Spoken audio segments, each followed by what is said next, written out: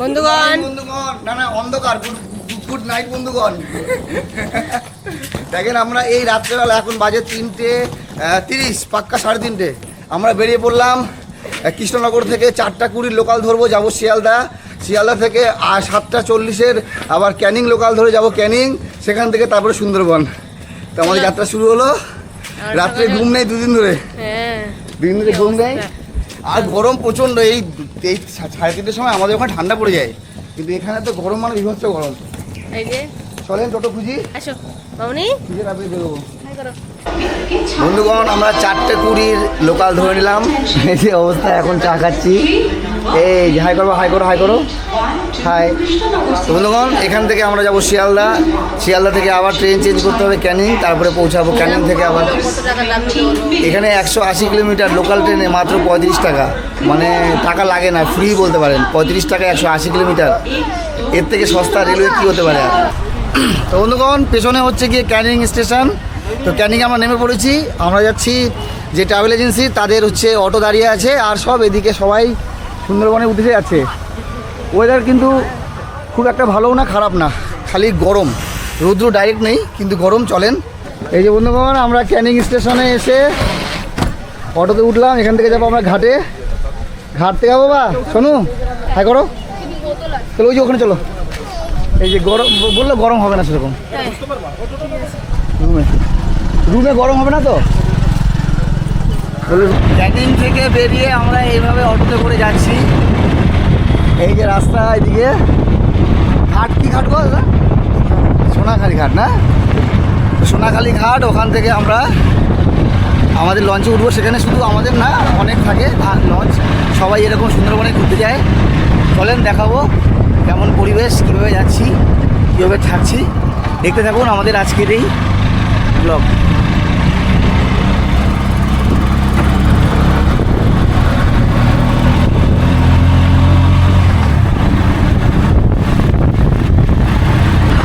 এখান থেকে মোটামুটি সুন্দরবনের জঙ্গল শুরু হবো।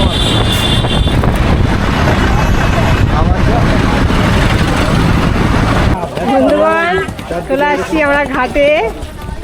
দেখি এখন কি করে তোমাদের দাদা কাঁধে নিচে, আমার হাতে ব্যাগ, কত কষ্ট। আবার তো আছে ভালো নিচে। বাচ্চাকে ঠিক করে রাখবা। হ্যাঁ ওটা কই, এটা রাস্তা হবে। এই দেখো আমরা চলে এসেছি, কোথায় আসছি গো? সোনাখালি ঘাট। এখান থেকে আমাদের বোটে উঠবো, এখান থেকে যাত্রা শুরু হবে আমাদের। এই যে আমাদের চলে এসছে বোট। আজকে যেহেতু কিবার, আজকে ভুলে গেলাম কিবার, মঙ্গল না বুধবার। কিবার আজকে জানি না কিবার, বৃহস্পতিবার। আজকে যেহেতু উইকেন্ড না, এই জন্য ভিড়টা কম। চল চল বাবার সাথে চল। দেখিস বাবা পুকুরে দেখি, সাবধান কিন্তু, মামনি সাবধান করে যাবা। হ্যাঁ সাবধান মামনি, মামনি। ইয়েস কোলে করে দিও তো।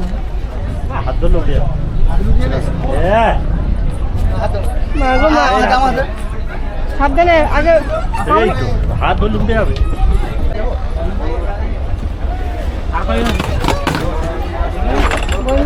সবার লেটে আমরা সব ভিড় হয়ে গেছে। কোন বেটে নিলাম? কি আলাদা আলাদা করেছি নাকি? না কোনো গিয়ে নেই। হাই কর হাই কর হাই কর, দুষ্ট হাই কর না। হ্যাঁ ফুটি।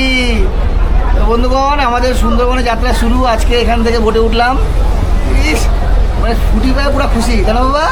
দাঁত দেখাও দাঁত দেখাও দাঁত দেখাও। তো বন্ধুগণ আমরা সুন্দরবন যাচ্ছি ঠিকই, কিন্তু সমস্যা হয়ে গেছে একটা। সমস্যা হলো আমরা যার সাথে যাচ্ছি ওনাদের নাম পছন্দ হয়নি বৌদির। এই যে তো ভোর 3টের সময় উঠেছি। 3টে থেকে কৃষ্ণনগর, কৃষ্ণনগর থেকে শিয়ালদা থেকে আবার ট্রেন বদলে ক্যানিং থেকে অটোতে করে আবার সোনাখালি ঘাট থেকে এই যে লঞ্চ। এখানে মোটামুটি সময় ছাড়ছে একটা করে। আজকে যেহেতু সপ্তাহের শেষ না, এই জন্য ভিড়টা একটু কম, না হলে এখানে নাই নাই করে 50 থেকে 60টা ছাড়ে, আর একে একে লোক আসছে, তারা কিন্তু আমাদের এই লঞ্চে উঠছে। আমরা এখান থেকে যাব 3 দিনের উদ্দেশ্যে, 3 দিন 2 রাত পুরো প্যাকেজ করেছি। কী কী খাওয়া দাওয়া, মেন হচ্ছে এখানকার হচ্ছে ইলিশ উৎসব। তো ইলিশ উৎসব মানে ইলিশ খেতে হবে 3 দিনে। ইলিশ কীভাবে খাচ্ছি, কেমন খাচ্ছি সেটা দেখাবো। আর এই যে খাওয়ার জন্য রেডি, জুতো দেখা এই দেখেন খাওয়ার জন্য রেডি। হ্যাঁ, কেমন করে চিল্লা একবার দেখি ভিডিও তুমি জিতে গেছিস।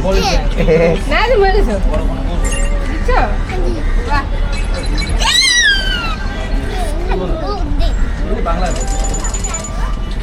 ওইগুলো চিংড়ির পকোড়া, সাবধানে মামনি কোনটা নিচে রাখো, নিচে এখানে রাখো, নিচে রাখো। কোনটা খাইলে তারপরে আবার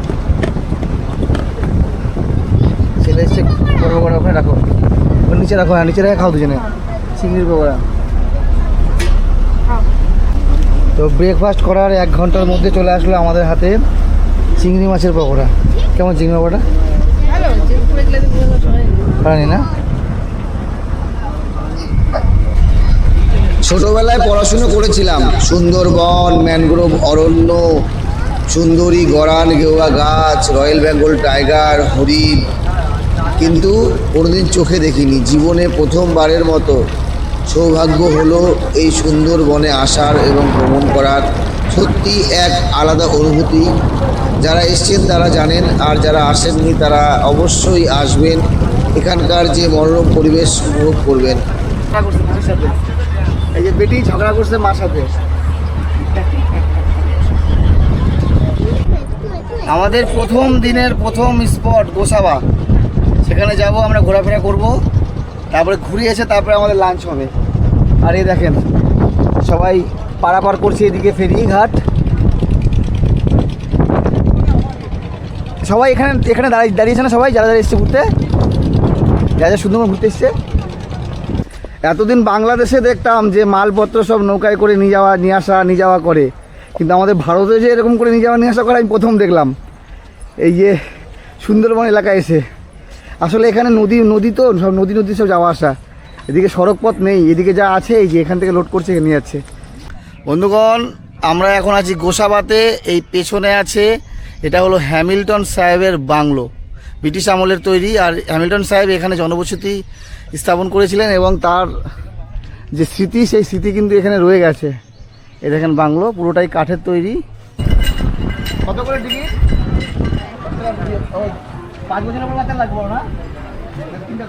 গোসাবাতে আমাদের হচ্ছে এটা স্পট নাম্বার 2। এটা হচ্ছে রবীন্দ্রনাথ ঠাকুরের বেকন বাংলো। বলা হয় এখানে নাকি রবীন্দ্রনাথ ঠাকুর এসেছিলেন, 2 রাত ছিলেন।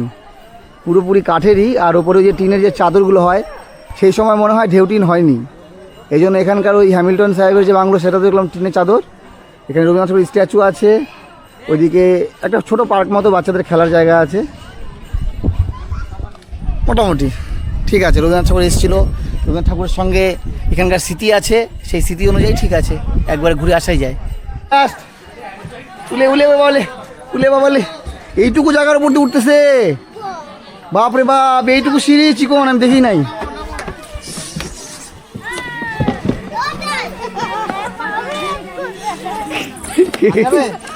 হয়েছে কি বলে হয়েছে? ওই যে বাঘের সঙ্গে হয়ে গেছে। চলো, ইলিশ উৎসবের প্রথম দিন দুর্দান্ত লাঞ্চ করছি বন্ধুগণ। ইলিশ মাছ, এই দেখেন চিংড়ি মাছ খেয়ে যাচ্ছি, রান্নাও ভালো হয়েছে, খেয়ে যাচ্ছি। আর এই পরিবেশ দেখেন চারদিকে, আর এখানে কিন্তু আনলিমিটেড খাওয়া দাওয়া। হ্যাঁ, মাছের একটা হিসাব আছে, মাছ কিন্তু ভাত আনলিমিটেড। সকালে টিফিনে যত পারো পুরি খাও, সবজি খাও, আনলিমিটেড। খাওয়া দাওয়া বাদ হতো নেই। ওটা মনে হচ্ছে হেলে গেছে, দেখো এখান থেকে জঙ্গল শুরু হয়েছে পুরো।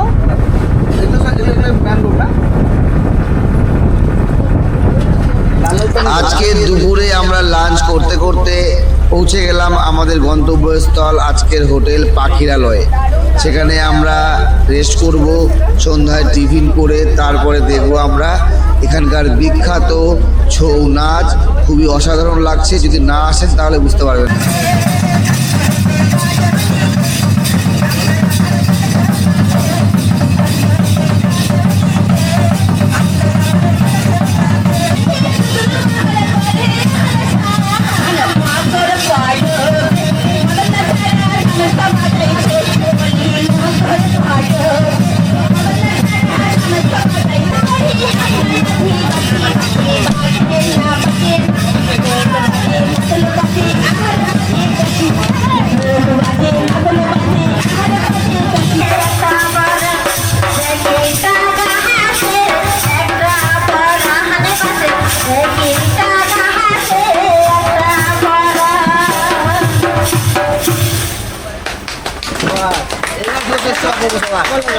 বন্ধুগণ ঝুমুর নাচ হচ্ছে, সবাই এনজয় করছে, কিন্তু বৃষ্টি ওয়েদার এত সুন্দর লাগছে, কারণ সারাদিন আমরা গরমে উৎপত হয়ে গেছিলাম, আর এই ওয়েদার বৃষ্টি আর ঠান্ডা ঠান্ডা হাওয়া সেই লাগছে, মনে হচ্ছে আমরা উত্তরবঙ্গে আছি। ঝুমুর নৃত্য দেখে আমরা রাত্রে ডিনার করলাম মটন কষা সঙ্গে ফ্রাইড রাইস। অসাধারণ একটি দিন কাটলো এই সুন্দরবনে। নাচা, গান, খাওয়া দাওয়া, আনন্দ, হই হুল্লোড়, অচেনা মানুষদের সঙ্গে মনে হচ্ছে যেন আমরা মিশে গেছি এই সুন্দরবনের এই সুন্দর পরিবেশে। আজকে থাকলো আমাদের প্রথম পর্ব। আগামী পর্ব অবশ্যই দেখার জন্য ফলো এবং সাবস্ক্রাইব করুন।